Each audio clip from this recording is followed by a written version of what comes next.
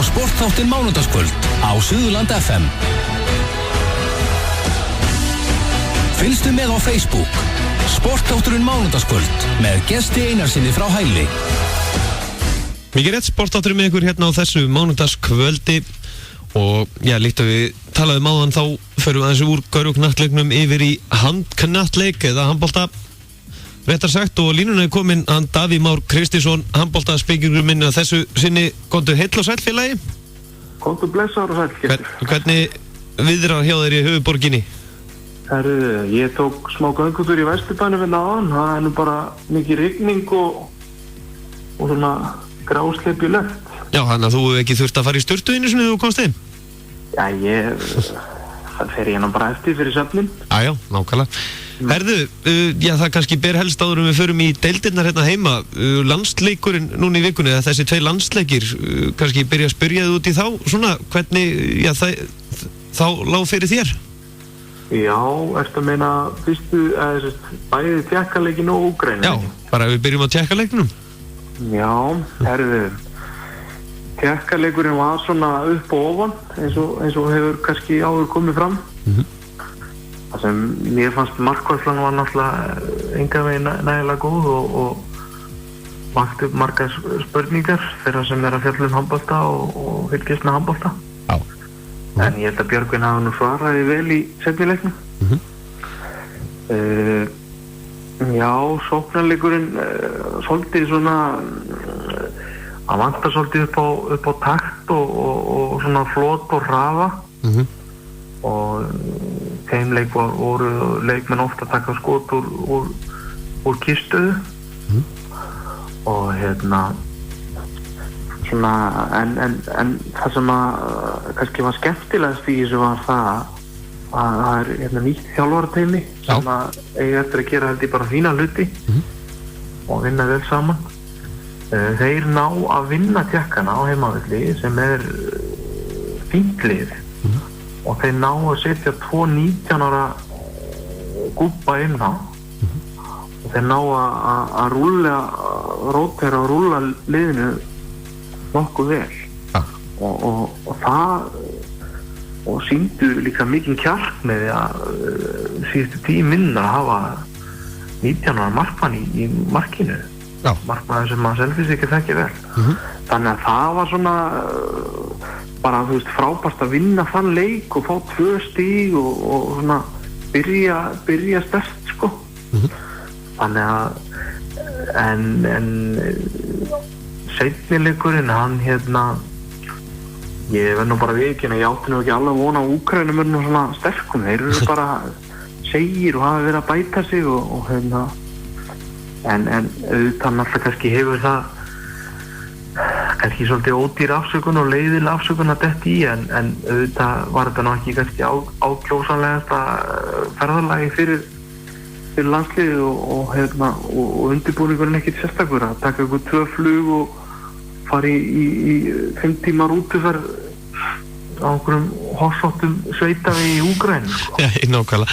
Það er mjög sérstakt að lendi því náttúrulega á 21. öldinni kannski. Já. Það er svolítið sérstakt og þetta hefur náttúrulega pottitt verið með ráðum gert en það er náttúrulega bara þannig í íþróttum að þegar það er búið að ákveða eitthvað og búið að samþykkja þá þurfa liðið að vera stærri en ákvarðanir þá þurfa bara að vera sterk og bara kinka kolli og taka hlutunum eins og þeir eru settir á borð fyrir sig.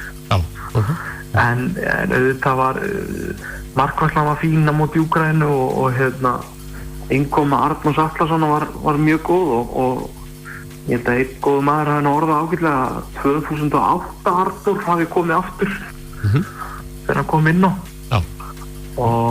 En sóknarleikurinn var nú ekki sérstakur á köflum og lítið lausnir og svona mikið tilviljanir í sóknarleiknum og það er náttúrulega ekkit óeðlilegt nýtt landsliðsþjálfarateymi og búin að fá lítinn tíma til undirbúnings og annað og þannig að þetta var svolítið skellur að tapa hann í Úkraínu, sko. Það hefur verið frábært að byrja fyrstu 2 leikina með 4 stig og menn bara fara sáttir sáttir eftir þá 2 leiki. Já, nákvæmlega. En landsliðinu sjálfu, svona hópurinn og fleira, það liggur ansi mikið, það ekki, svona svolítið á Aron Pálmason, kannski svona leikstíll liðsins orðið, eða liggur þetta allt á herðum hans svolítið inn á vellinum, eða finnst þér þetta dreifast mikið? Já, hann náttúrulega sko, eins og allir vita, bara einn af 5-10 bestu handboltamönnum í heimi. Hann náttúrulega svakalega góður með góð skot og leikskilning og já, það ekki að fjölura það hversu góður hann á sínum degi en það var gaman að sjá Rúnar, hann kemst ágætlega frá þessum 2 leikjum, hann með einhver 10-12 mörk í þessum 2 leikjum. Já. Og hann náttúrulega svona skýtt af gamla skólanum bara 1, 2, 3 og upp og neglir honum sko.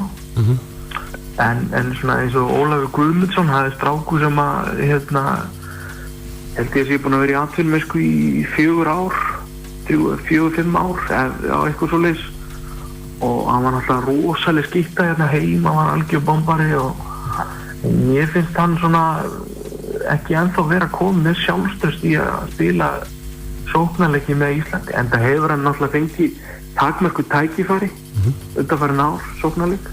Það hafa bara verið betri menn sem hafa verið að spila undan honum. En það, já, hann er smá svona í landa, hann sé að bara verða topp landslísmaður á alþjóðlegu leveli, en það sem náttúrulega, hann getur spilað þristin vel og öflugur varnarmaður og ég vissum að ef að Geiri og Óskar Bjarni gefa hann séns og láta hann spila sem hann munu gera, þá mun hann á endanum verða fínn landsliðsmaður sko, á báðum endum vallarins. En já, þá kannski aðeins að deildunum hérna heima, nú þetta náttúrulega 4 deildir í gangi og já, fyrir utan náttúrulega utan deildir og fleira hjá meistaraflokkunum, en já, við byrjum bara, já, við tökum röð, það verður bara þannig, við byrjum aðeins á fyrst deild kvenna, hvernig hefur svona þú séð þessa deild fara af stað? Sko, það var náttúrulega mikil umræða í hreyfingunni að þeirra átt að stokka upp þessum deildum og það voru ekki allir sammála hvort þetta að vera ein deild með einhverjum 14 liðum eða 2 deildir og ég verði að viðurkenna að ég vildi fá eina deild. Það er það var einhver meðvirkni í mér bara að ræðsla að liðin sem væri að fara niður í fyrst deild myndi missa alla sína bestu leikmenn og gæti ekki byggt nægilega mikið upp. Náttúrulega skiljanlega. Já, skiljanlega og maður var svolítið hræddur við þetta og þetta var svolítið held ég sambandi og félögin hafði svolítið reynt í sjónum með þetta en ég hef hitt þjálfara sem að þjálfa þessa deild og þeir voru á móti þessu líka eins og ég en eru hæstánað með þetta og ég held ég geti bara tekið í sama streng og þeirra að það eru 8 lið í þessari deild og 6 liða eru bara nokkuð jöfn. Svo kemur nýtt lið inn, Víkingur, gamla Stórveldi og Fossvoginu og alltaf gaman að sjá nýtt lið koma aftur og þær eru ekkert svo galnar sko. Þær eru ekkert svo sem að vinna einhverja leiki, þær eru ekkert að tapa stórt heldur. Þær eru í hörkuleikjum og svo Valur í næsta sæti og það eru bara unga stelpur að fá tækifæri og en svo þessi lið eins og F á Fjölnir, HK, Gáa Þór og Ír, þetta bara þessi lið eru bara öll að reyta stiga af hvora öðru og það er náttúrulega bara frábært og ég heyri ekki betur en að sé bara samdóma álit fólks að það sé mjög ánægt með þessa deild en auðvitað svo sem kemur mann ekkert á óvart hvaða lið í efsta sæti núna, það er F á við sem þjálfa Rólandi Radse og Halldór Jóhanni Sigfússon en það eru góði þjálfar í þessa deild og stelpurnar eru að fá fína þjálfun og eru að fá tækifæri á svona aðeins minna sviði og fá að vaksa og dafna og þroska sér leik og það er bara nauðsynlegt. Þetta ég bara mjög flott að þessi deild hafi verið gerð og bara og bara ég skil ekkert í mér að hafa verið að móta þessu í síðustu vor. Það kannski sem að hefur jafnvel bjargað sér deild líka að það urðu ekki mikla hreyfingar á leikmönnum. Það voru ekkert endilega líki leikmenn úr fyrstdeildarliðunum sem fóru bara í stærri liðin í Ólafsdeild kvenna. Nei, það er mjög góð punktur hjá þér og maður bjóst kannski við að yrði meiri flótti og svona þær vildu spila í efstu deild allar og svona einhver hjarðhegðun og alla myndu fara en það er flott hjá Díunu sem er í Fjölni, hún náttúrulega gæti farið liggur við bara í hvaða lið sem er í úrvalsdeildinni og ég ætla að fara í erlendis en hún bara Fjölnir bara hefur staðið sér vel við mig og gefið mér tækifæri og ég ætla bara að gefa eitthvað tilbaka og þetta er bara frábært viðhorf og ég man bara eftir held ég einu leikmanni sem var í IR, hún fór á lán til Stjörnunnar.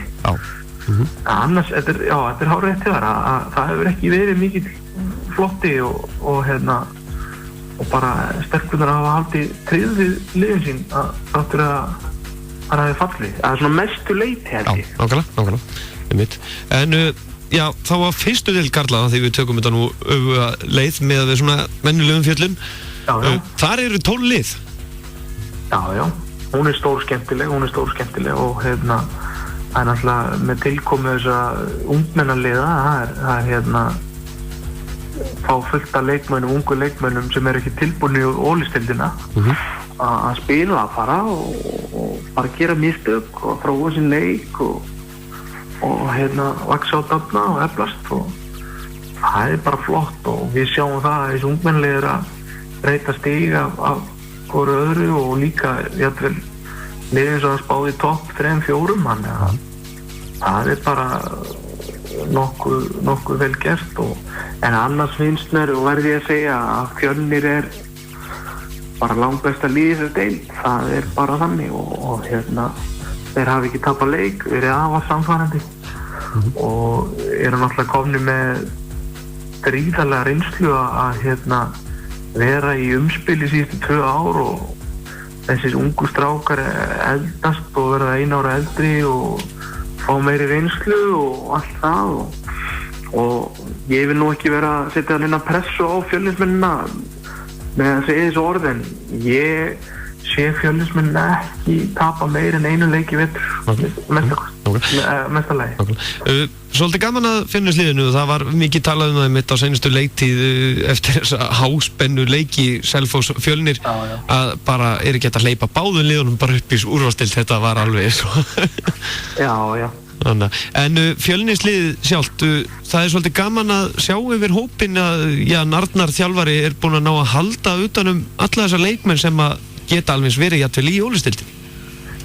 Já, það er þeir eru náttúrulega bara miklu Fjölnismenn og Fjölnir hefur þetta svolítið fjölskylduklúbbur, það er bara og ég held að sé gaman fyrir þess að stráka að vera í Fjölni og það er standa allir saman og gott starf unnið og þeir bara flott bara kortið eftir að töpuðu 8 leiknum þá voru teknir nokkri í vittal og þeir sögðu öllu bara ég ætla að vera áfram í Fjölni og okkar starfi er ekki lokið og við ætlum að fara upp og þeir gera það í vor, það er engin hægt á öðru en svo eru líka gaman að sjá hvaða lið verða í öðru til 5. sæti það er sem farið í umspili.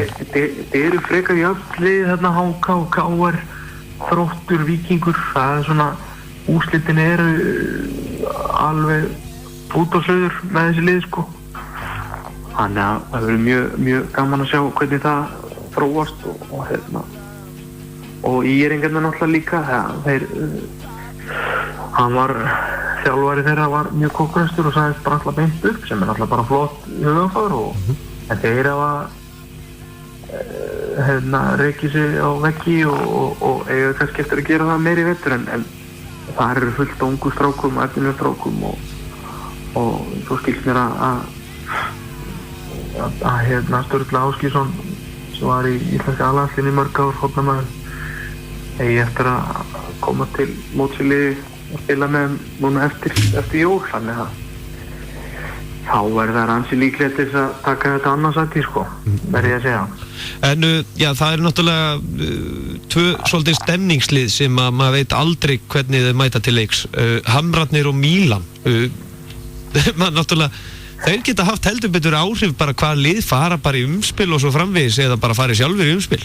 Já, heldur betur og þetta bara svona keimlík lið, þetta eru bara toppmenn í báðum liðin sem að kunna handbolta og hafa hæft og verið vel skólar í yngri flokkum og annað og eru bara í svo af ástríðinu og skemmtunni og á góðum degi geta þeir strítt hvaða lið sem er og við talum ekki að heimavelli, sko. Þá geta þeir gert góð hluti og eins og þú segir þá geta þær haft ansi stór áhrif bara hvernig loka niður verður í vor, sko. Svona áður en ég slepp þér úr fyrst til karla, þá eru sumir þjálfarar sem segja það jafnvel að þeir vilja hafa bara svona B-liða deild sér. Já, ok. Já, eða svona, þarna eru 4 úrlingalið og menn eru að tala um að það þyrfti að vera svona einhver B-liða keppni á meistaraflokkum. Ertu eitthvað, já, þú hefur kannski ekkert endilega búin að mynda skoðun á því, kannski? Nei, ég hef kannski ekki myndað mér nægilega mikla skoðun á því, en auðvitað náttúrulega á bara, sko, annar flokkur er ennþá starfrættur. Ég held bara eins og margir og flest allir eru komnir á þá skoðun að leggja bara niður annar flokkin. Já. Og nú er held ég búið að lengja þriðja flokkinn 1 ár og búa bara til svona, já, einhverju svona sétild, ef það er hægt. Já. Okay. Já, það er fín hugmynd og það er bara verður gaman að sjá hvort að það verður að velluka innan nokkur ára en já, þannig nú það. Ólisteild kvenna, nú eru, það eru 8 umferðir búnar, 8 lið. Hvernig, ertu búin að sjá það fyrir þér? Sko, já, þetta er framlið er svakalega sterkt framlið kvenna. Það hafa ekkert verið sérstakar, það voru ekki sérstakar í fyrra en héldu öllu leikmönnum og kannski voru með svona minnstu breytingar milli ára sem að sanna það bara svona stöðuleiki í leikmanna og þjálfaramálum á Íslandi finnst mér vera rosalega mikilvægt til þess að ná árangri og ég sá leikina móti Val, Valur sem var í sjónvarpinu daginn og þær spila hörku vörn með besta markmann deildarinnar og sóknarlega og já, þá eru þær að gera einfaldar hluti mjög vel eins og línuspil og hornaspil og bara svona samvinna tveggja leikmanna svo eru þær fínar í hraðalöpum þannig að já, ég held að Basti hafi sagt í einhverju viðtali að framliðið væri langbesta liðið þessar deild eins og stendur og það er náttúrulega taflan lígur ekkert sá gamli frasi sko en svo er þetta náttúrulega líka bara mikil barátta á botninum til dæmis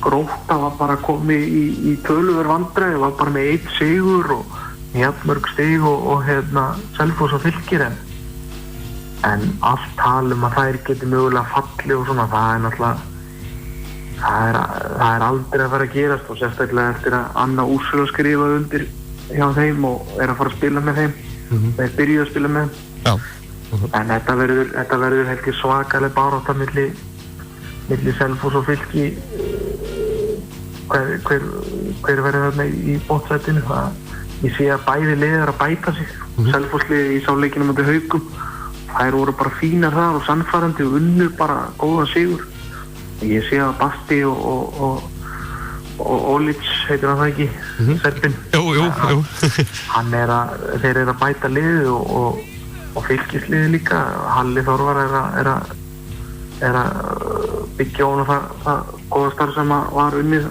hjá forvera hans Halli og Jói Lange og já, þetta er svona IPVAF, það eru svolítið fáliðar sko, það eru með sterka einstaklinga en voru bara með 11 leikmenn í hóp í síðasta leik það er kannski muni býta meira frá sér eftir áramót þegar búin að sleikja sárin þessi meiddu leikmenn og annað. Valsliðið byrjaði mjög vel, hafa aðeins svona dala fyrst mér en eru með svakalega öflugan leikmann hérna Díana held ég hún heitir frá Litáen og mjög flottur leikmaður og hérna Alfreð bara að gera fína hluti hérna á Hlíðarenda og síðan eru Stjarnan með svakalega breidd bara frábær tíðindi fyrir íslenska kvennabolta eins og Þorgerður Anna Atlason er komin aftur og hérna og Haukarnir verða sterkir þegar Ramón komið meir inn í þetta og svona þannig að þetta er bara fínir þjálfar, góði þjálfar í öllum liðum bara og þetta er bara skemmtileg deild og bara jafnt og hérna spennandi á botninum og hérna neða deild en Fram virðist vera svona í sérflokki núna en það hefur aldrei verið neitt sérstaklega mikilvægt að vera bara bestur í nóvember sko, að vera bestur í vor þegar mest undir. Já, nákvæmlega, En já, þá kannski stuttlega yfir í Ólfsdeild karla. Við erum nú að reyndar að fara að ræða við þjálfara Selfoss hér eftir Stefán Árnason, þannig að við þurfum ekki að taka eins mikla yfirferð svo sem. En hvernig hefur þið fundið svona, þú sem handbolta áhugamaður, fyrsta umferðin farið fram, 9 leiki búnir, hefur ekki bara byrjað bara svona, hvað er búið að koma mest óvart? Hvað er búið að koma mest óvart? Það er eiginlega bara já, þetta er góð spurning svo sem að Selfoss sé að vinna og svona það kemur ekkert sérstaklega mikið óvart af því að þeir náttúrulega eru með góða þjálfara góðan liftingaþjálfara og þeir eru búin að hækka ramma, þeir eru búin að öll umgjörð og annað kringu liðið sé alveg frábær leikmannahópurinn er rosalega viljugur og til að leggja á sig og hérna síðan er áhorfendur komnir með þeim og svona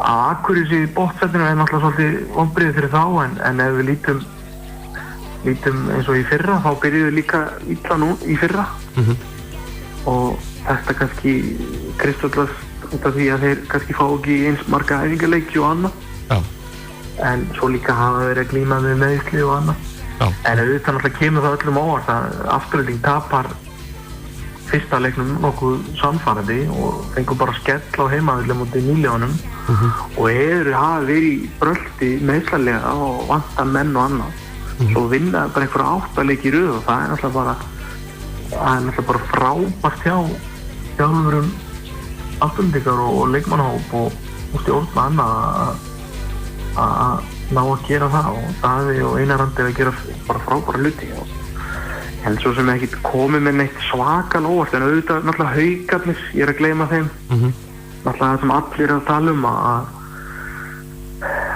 þú veist, þeir byrja rosalega illa og allir að tala um að hérna sko þeir missa hérna Matthías Árna Ingimarsson og sko auðvitað er Matthías Árni sko góður varnarmaður og reynslumikill og víst mikill karakter og svo sterkur í hóp en það er ekki eins og Haukarnir hafa verið að sko missa DTS í nart sko mér finnst að þegar þú missir eitt varnarmann þá eiga bara aðrir að stíga upp og þeir hafa verið að rókara eins og settu ungan leikmann Adam Bambrúk í þristinn og þeir eru með 2 þrista Jón Þorbjörn og Adam Bambrúk og kannski eru þeir bara ekki búin að finna taktin og eru ekki að vinna nægilega vel saman og kannski ekki samskipti þeirra á milli og svona leiklestur er kannski ekki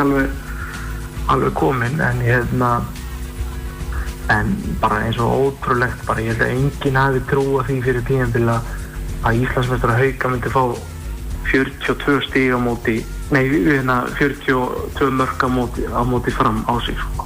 Já, nákvæmlega og talandi um Framarna og náttúrulega hafa þeir verið að gera frábær hluti og bara að ná hróskilið að Guðmundur Helgi Pálsson hann er svona hefur bara verið að þjálfa yngri flokka og verið aðstoðarþjálfari og fær hérna bara frábært tækifæri að vera aðalþjálfari og hefur svo sannarlega verið að nýta það og klókur fékk hérna Andra Helga Hofnamann og Háka sem að ég hef séð í undanfarin ári í fyrstdeildinni í síðustu ára, hann hefur að bæta sig og hefur verið góður.